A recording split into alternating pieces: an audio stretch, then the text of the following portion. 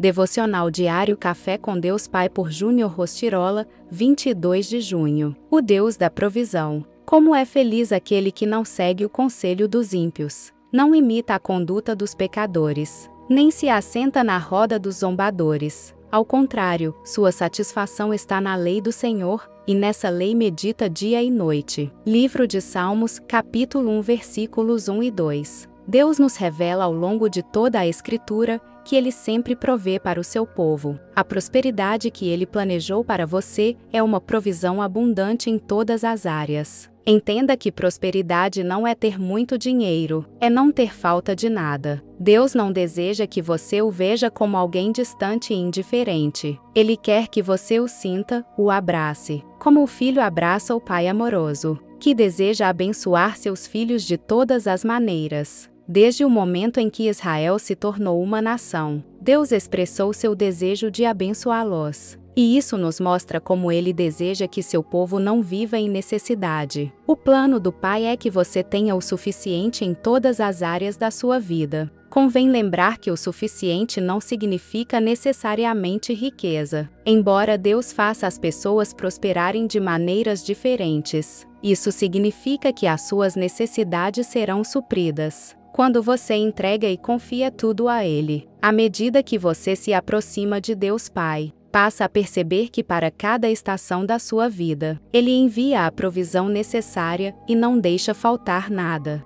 Pelo contrário, faz infinitamente mais que tudo o que pedimos ou pensamos. Deus tem um coração doador e nós, como filhos, feitos à sua imagem e semelhança, devemos refletir o coração do Pai por meio de nossa vida e atitudes. Ele tem confiado muito a você e quer entregar ainda mais. Basta você se colocar à disposição, obedecer e se permitir ser moldado por Ele. Frase do dia: para cada estação da vida, há uma nova porção da parte do Pai. Leitura bíblica. Livro de Atos capítulo 10. Palavra-chave: provisão. Atos capítulo 10. O centurião Cornélio. E havia em Cesareia um varão por nome Cornélio, centurião da corte chamada italiana, piedoso e temente a Deus com toda a sua casa, o qual fazia muitas esmolas ao povo e, de contínuo, orava a Deus. Quase à hora nona do dia, viu claramente numa visão um anjo de Deus, que se dirigia para ele e dizia: Cornélio. Fixando os olhos nele e muito atemorizado, disse: Que é, Senhor? E o anjo lhe disse: As tuas orações e as tuas esmolas têm subido para a memória diante de Deus. Agora, pois, envia homens a Jope e manda chamar a Simão, que tem por sobrenome Pedro. Este está com um certo Simão, curtidor, que tem a sua casa junto do março. Ele te dirá o que deves fazer. E, retirando-se o anjo que lhe falava, chamou 2 dos seus criados e a um piedoso soldado dos que estavam ao seu serviço. E, havendo-lhes contado tudo, os enviou a Jope e, no dia seguinte, indo ele seu caminho e estando já perto da cidade, subiu Pedro ao terraço para orar, quase à hora sexta.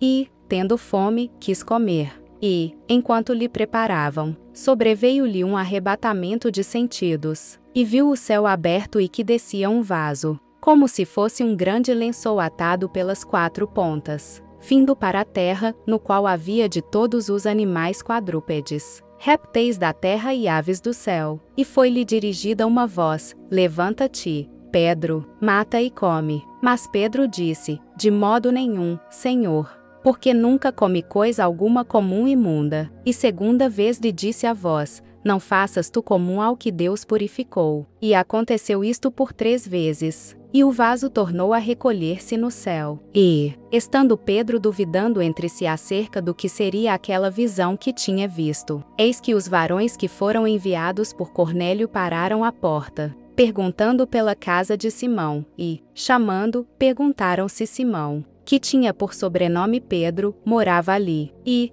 pensando Pedro naquela visão, disse-lhe o Espírito: Eis que 3 varões te buscam. Levanta-te, pois, e desce, e vai com eles, não duvidando, porque eu os enviei. E, descendo Pedro para junto dos varões que lhe foram enviados por Cornélio, disse: Sou eu a que procurais. Qual é a causa por que estais aqui? E eles disseram: Cornélio, o centurião, varão justo e temente a Deus, e que tem bom testemunho de toda a nação dos judeus, foi avisado por um santo anjo, para que te chamasse à sua casa e ouvisse as tuas palavras. Então, chamando-os para dentro, os recebeu em casa. No dia seguinte, foi Pedro com eles. E foram com ele alguns irmãos de Jope, e, no dia imediato, chegaram a Cesareia. E Cornélio os estava esperando, tendo já convidado os seus parentes e amigos mais íntimos. E aconteceu que, entrando Pedro, saiu Cornélio a recebê-lo e, prostrando-se a seus pés, o adorou. Mas Pedro levantou, dizendo: Levanta-te, que eu também sou homem. E, falando com ele, entrou e achou muitos que ali se haviam ajuntado. E disse-lhes: Vós bem sabeis que não é lícito a um varão judeu ajuntar-se ou chegar-se a estrangeiros. Mas Deus mostrou-me que a nenhum homem chame comum ou imundo. Pelo que, sendo chamado, vim sem contradizer.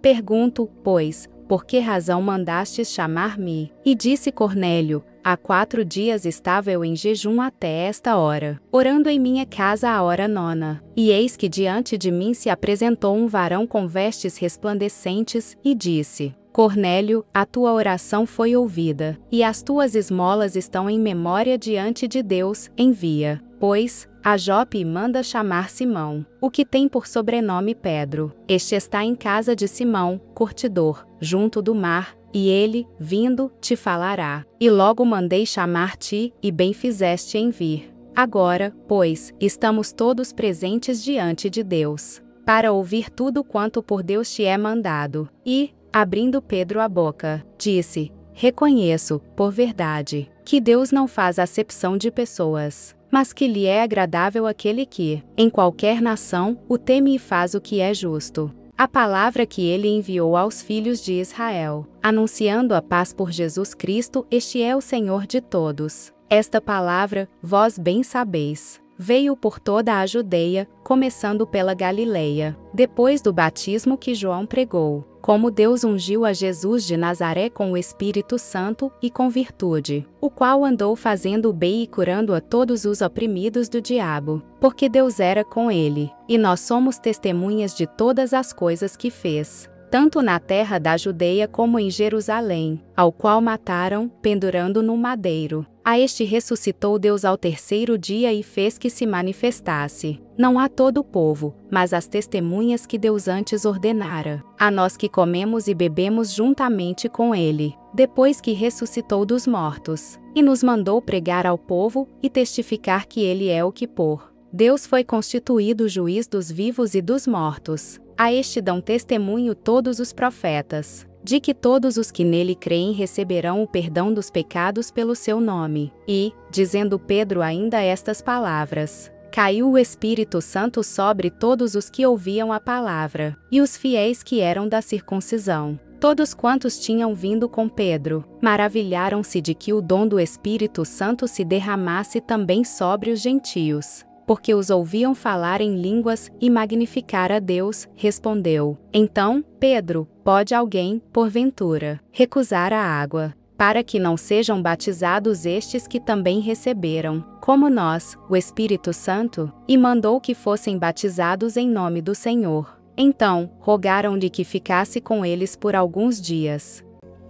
Se você tem gostado do conteúdo desse canal, não se esqueça de deixar o seu like, se inscrever e compartilhar esse vídeo com quem você ama. Te espero no próximo vídeo. Até lá!